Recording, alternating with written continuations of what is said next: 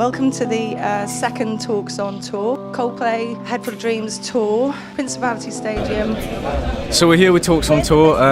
So far we've done a Q&A session with some of the members of the Coldplay crew, and we've just been given some information on how they go about their tour.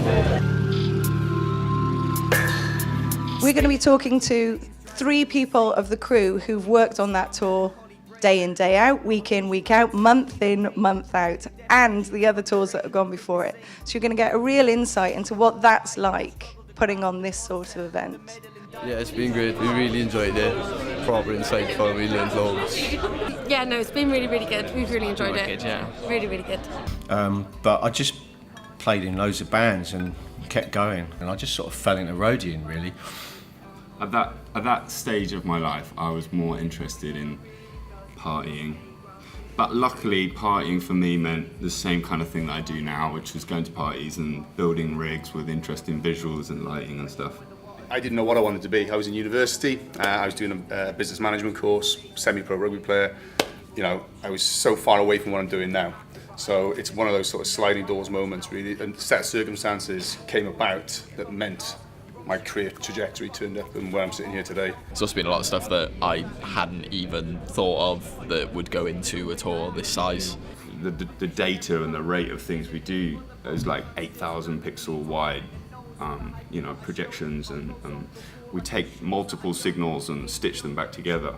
And the complications of technology for that is huge. Reassuring to know that even at this level, they still wing it a bit. So.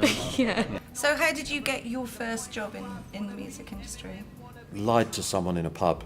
I think maybe being just a bit more gutsy, like they've all kind of got where they are now by just being like very forward and quite demanding with people and just being like, yeah, I'll do it, even if they don't really know what they're doing, do they? They've just kind of gone for anything that they can, and now they've obviously ended up here. So.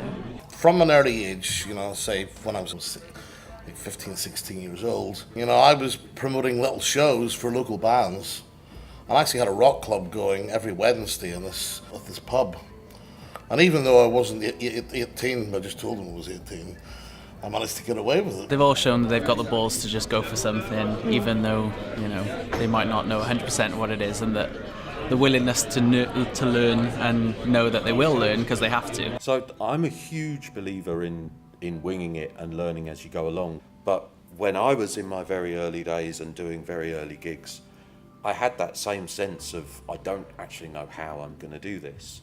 And you have to just get comfortable with that and think, well, I will work it out. And if I don't work it out, then at least I know how not to do it.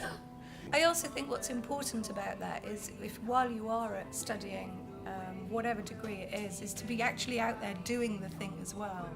Sense of flame, but then again, nothing ever really does. If I stay